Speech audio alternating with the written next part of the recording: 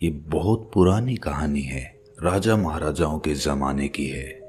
एक सम्राट का छोटा बेटा बड़ा उपद्रवी था। सम्राट की कोई बात ना सुनता, बहुत शैतानी करता और वो सम्राट बड़ा ही क्रोधी था। एक दिन अपने बेटे की शैतानियों से तंग आकर उसने अपने बेटे को घर से निकाल दिया। सम्राट के मंत्री उसे कहीं दूर छोड़कर आ गए। उस वक्त सम्राट का बेटा मात्र 8 साल का था।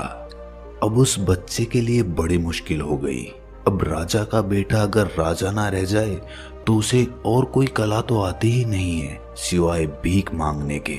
वो उतनी छोटी सी उम्र में भीख मांगने लगा और करता भी क्या, छोटा बच्चा था वो। धीरे धीरे समय अपनी रफ्तार के साथ चलता रहा और बहुत वर्ष बीत जाने के बाद उसे स्मरण ही ना रहा कि वो कभी राजकुमार हुआ करता था और महलों में सुख सुविधाओं में रहा करता था। याद रखना भी दुखदाई था, इस बात को भूल जाना ही अच्छा था, वरना दर दर की ठोकरें खाना, गिड़गिड़ाना, भीख मांगना, लोगों की दुत्कार सहना, ये सब उस बच्चे के लिए सहना बहुत मुश्किल हो जाता अगर वो ये याद रखता कि मैं राजकुमार हूँ। हमारे मन की एक खूबी होती है, वो हमारी स्मृतियों को बदलता रहता है। जीवन की परिस्थितियों के मुताबिक परिवर्तन होता रहता है। जो लोग अपनी स्मृतियों से जुड़े होते हैं वो जीवन में कभी आगे नहीं बढ़ पाते, क्योंकि उनकी स्मृतियां उन्हें पीछे खींच कर ले आती हैं। धीरे धीरे काफी समय बीत गया और सम्राट का वो बेटा अब बड़ा हो चुका था। दूसरी तरफ उसका पिता यानी कि सम्राट अब बूढ़ा हो गया था। कोई 75 साल की उसकी उम्र हो गई थी। बेटे की उम्र भी अब 50 साल के करीब हो गई थी। संयोग ऐसा हुआ कि भटकते भटकते एक दिन सम्राट का बेटा अपने ही महल के सामने से गुजरा। उसे तो पता भी नहीं था, याद भी नहीं था कि ये उसका ही महल है, लेकिन बूढ़े बाप ने खिड़की से देखा और पहचान लिया। अपने मंत्रियों और दरबारियों को साथ लेकर उसके पीछे भागा कि इसे पकड़ो, ये भिखारी, ये तो मेरा बेटा है। वृद्धावस्था में बाप का क्रोध भी समाप्त हो चुका था। युवावस्था में ताकत होती है, जवानी की शक्ति होती है, भयंकर क्रोध होता है, लेकिन वृद्धावस्था में खून ठंडा पड़ चुका था। पुत्र के प्रति वो नाराजगी जा चुकी थी और वो उसका इकलौता बेटा भी था, इस राज्य का उत्तराधिकारी था और बाप अब बूढ़ा हो चुका था। मरने के दिन करीब आ गए थे। उसने अपने बेटे को बहुत ढूंढा था, लेकिन वो कहीं पर भी मिला नहीं था। संयोग की बात थी कि वो महल के सामने से भीख मांगते हुए निकल रहा था। सम्राट उसके पीछे अपने दरबारियों के साथ भागा, लेकिन ये देखकर वो भिखारी डर गया। बहुत जोर से भागा, सारी जिंदगी में इतनी तेजी से कभी नहीं भागा होगा। उसे लगा कि पता नहीं क्या मुसीबत हो गई, शायद महल के सामने भीख मांगना कोई बहुत बड़ा गुनाह है, इसीलिए ये मुझे पकड़कर मुझे सजा देने की कोशिश कर रहे हैं। क्या पता यहाँ का कानून ऐसा ही हो। बेचारा जान बचाकर भागा और ये लोग उसको पकड़ नहीं पाए। उस सम्राट के मुख्यमंत्री ने कहा कि महाराज, शायद उसको स्मरण नहीं है कि आप उसके पिता हैं और वो आपका पुत्र है। वो समझ रहा है कि हम उसको सजा देंगे, इसीलिए वो भाग गया। इसका मतलब उसे बिल्कुल नहीं पता। अब कुछ उपाय करना होगा। उसे कैसे बताएं कि वो राजपुत्र है, इस राज्य का अधिकारी है। सम्राट तो ये सुनकर रोने लगा और कहा कि कहीं से भी मेरे बेटे को मेरे लिए वापस लेकर आओ। मंत्रियों ने कहा कि महाराज, आप धीरज रखना, आप एकदम से उसको नहीं बताना कि वो आपका बेटा है। हम लोग धीरे धीरे उसे फुसलाने की कोशिश करेंगे, क्योंकि इतनी बड़ी बात है, वो यकीन नहीं कर पाएगा। क्या पता पागल हो जाए, डर जाए, सोचे कि पता नहीं कौन सी चाल चल रहे हैं ये लोग। धीरे धीरे उसकी खोज की गई। एक साधारण सिपाही उसे जाकर मिला और कहा, सम्राट के यहाँ एक सफाई करने वाले की जरूरत है। अगर तुम ये नौकरी करना चाहो तो तुम ये काम कर सकते हो। उस भिखारी को ये बात सही लगी। उसने सोचा कि भीख मांगने से अच्छा तो नौकरी कर लेना है, पर सफाई करनी उसको आती नहीं थी। ये बात उसने सिपाही से बताई, पर सिपाही ने कहा कि कोई बात नहीं, हम समझा देंगे, उसमें कौन सी बड़ी बात है, सफाई तो कोई भी कर सकता है। और उसके बाद वो भिखारी सफाई कर्मचारी के रूप में उस महल में काम करने लग गया। कोई महीना भर काम करने के बाद उसे उसी महल में माली के रूप में बगीचे में काम मिल गया। वरिष्ठ माली ने उसको कुछ सिखा दिया कि ऐसा करना है, पौधों में ऐसे पानी देना है, कटाई कैसे करनी है पौधों की।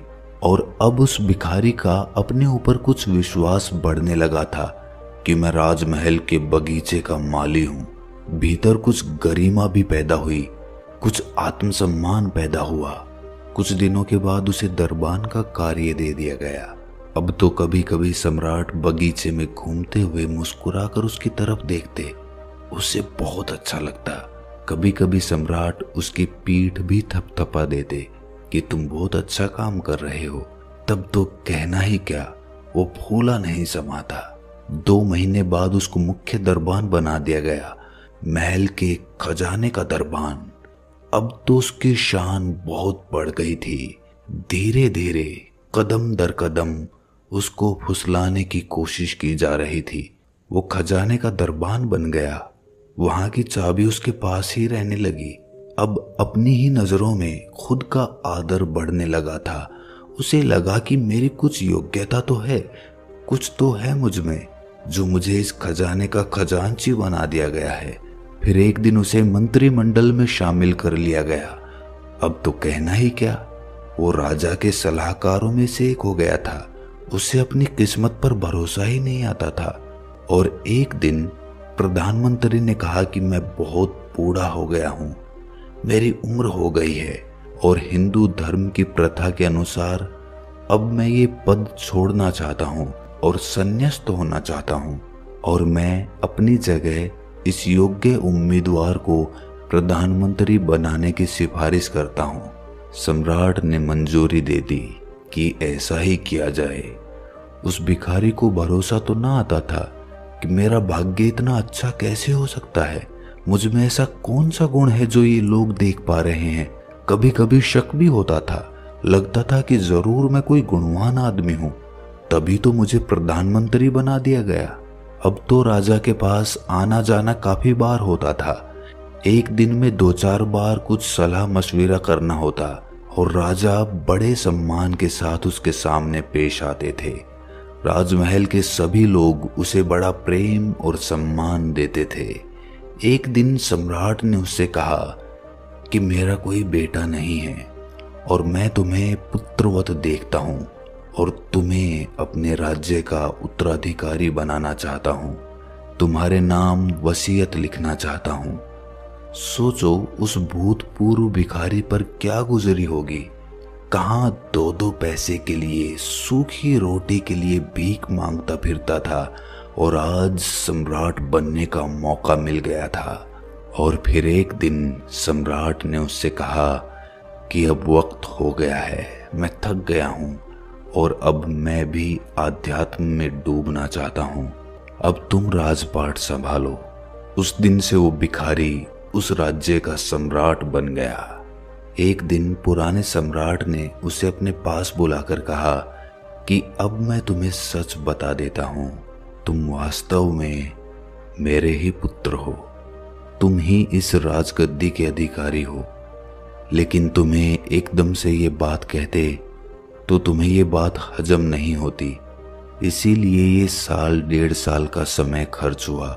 ये बात हम पहले दिन भी कह सकते थे, लेकिन तुम तो ऐसे बच के भागे थे जैसे हम तुम्हें कोई सजा देने वाले हों। उस दिन हम तुम्हारे पीछे तुम्हें बुलाने के लिए भागे थे, इस राजगद्दी पर बिठाने के लिए। उस युवक ने कहा कि आपने अच्छा ही किया। उस दिन तो मैं समझ भी नहीं सकता था, मैं तो सब भूल भाल चुका था, मुझे कुछ भी याद नहीं था। आज आप कह रहे हैं तो हल्की हल्की स्मृति आती है। राजमहल की दीवारों को देखकर, खिड़की दरवाजों को देखकर लगता है कि पहले भी कभी देखे हुए हैं। साफ साफ नहीं लेकिन धुंधली धुंधली स्मृति आती है। जब वो युवा सम्राट बन गया, गद्दी पर बैठ गया, सम्राट घोषित हो गया। इसके बाद भी उसको रात को कभी कभी सपने आते थे। वो भीख मांगने लगता था अपने सपनों में। लंबे समय तक, कोई 4-5 दशक उसी भांति उसने जीवन जिया था। दिन में तो सम्राट हो जाता, रात में फिर सपनों में भिखारी हो जाता। डरावने सपने आते कि कहीं भीख मांग रहा है और किसी ने उसे धक्का मारकर वहां से हटा दिया, दुत्कार दिया, अपमानजनक शब्द कह दिए, बीमार है और इलाज के लिए पैसे नहीं हैं, बरसात हो रही है और सर छुपाने के लिए छप्पर नहीं है। बड़ी तकलीफों के दिन याद आते उसे सपनों में। दिन में तो सम्राट हो जाता था। चेतन मन तो उसका मान गया कि मैं सम्राट हूं। वो भी 1.5 साल में माना था। धीरे धीरे एक तरकीब से माना था, नहीं तो उस चेतन मन को मनाना भी बड़ा मुश्किल था। लेकिन अवचेतन मन पिछले 50 सालों का वो कैसे माने। वहां जो रेखाएं खिंची थी, जो स्मृतियां पड़ी थी, वो बहुत प्रगाढ़ थी। अपने बेटे की ये हालत देखकर उसके बूढ़े पिता ने एक इंतजाम किया। एक सन्यासी को बुलाया, उसको बताया कि समस्या क्या है।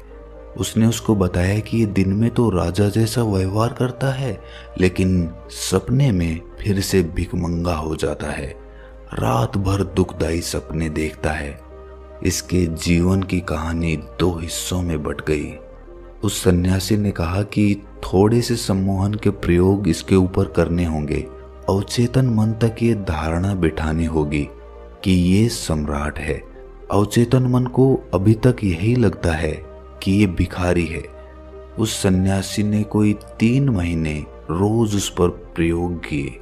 उसको योग निद्रा की अवस्था में ले जाकर सुझाव देता कि तुम सम्राट हो, भाव करो कि मैं सम्राट हूं, मैं सम्राट हूं। रात सोते समय ये प्रयोग करता। यही भाव करते करते वो उसे सुला देता।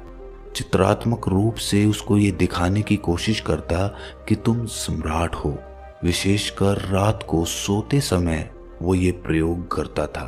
क्रमशः धीरे धीरे ये धारणा उसके भीतर बैठती गई और सम्राट होने की धारणा भिखमंगे होने से ज्यादा मजबूत हो गई। कोई 2-3 महीने का समय लगा, तब जाकर अवचेतन मन के वो पुराने सपने समाप्त हो गए। सुनने में ये कहानी विचित्र लगे, लेकिन हम सब की यही कहानी है। हम सब परमात्मा स्वरूप हैं। हमारी आत्मा स्वयं ब्रह्म है, लेकिन हम भूल गए हैं और लंबे समय तक भूले होने की वजह से एक साधारण इंसान अपने आप को समझने लगे हैं। आज कोई तुम्हें कहे कि तुम ही परमात्मा हो तो स्वीकार करना मुश्किल हो जाएगा। तुम हंसने लगोगे, तुम इसे मजाक समझोगे, क्योंकि हमारा अवचेतन मन अपने आप को एक साधारण इंसान समझने लगा है। हमारा चेतन मन तो जानता है कि कण कण में परमात्मा बसता है, हर आत्मा ब्रह्म स्वरूप है। लेकिन फिर भी कोई हमें कहे कि तुम परमात्मा हो तो ये हमें मजाक लगता है। क्यों? क्योंकि हमारा अवचेतन मन उसको स्वीकार नहीं कर सकता। अगर हम योग निद्रा में जाकर कुछ प्रयोगों के माध्यम से अपने अवचेतन मन में कोई भी धारणा स्थापित कर लें, किसी भी तरह की धारणा, जो भी हम अपने जीवन में पाना चाहते हैं, आनंद, खुशी या फिर धन दौलत या कामयाबी, सफलता, कुछ भी, अगर योग निद्रा में जाकर ये प्रयोग किया जाए तो कोई भी काम, कोई भी सफलता बड़ी आसानी से प्राप्त की जा सकती है।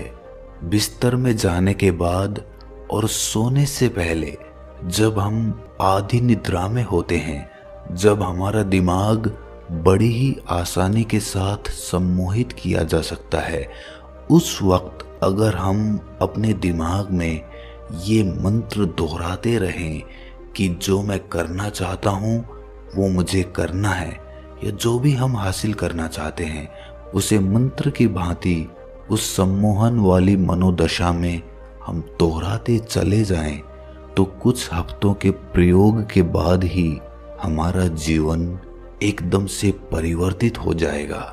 आप इस प्रयोग को जरूर आजमाएं और अगर अवचेतन मन के बारे में आपको और भी जानकारी लेनी है तो कमेंट सेक्शन में कमेंट्स करके ज़रूर बताएं। अगर आप चाहेंगे तो आगे भी हम अवचेतन मन के प्रयोगों पर अपनी वीडियोस बनाते रहेंगे।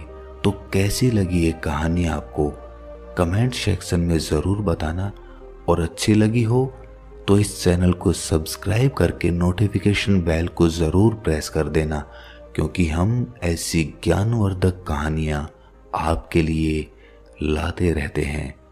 तो आज के लिए इतना ही, मिलते हैं अगली कहानी में। तब तक के लिए अपना ख्याल रखें। Thanks for watching. Please subscribe.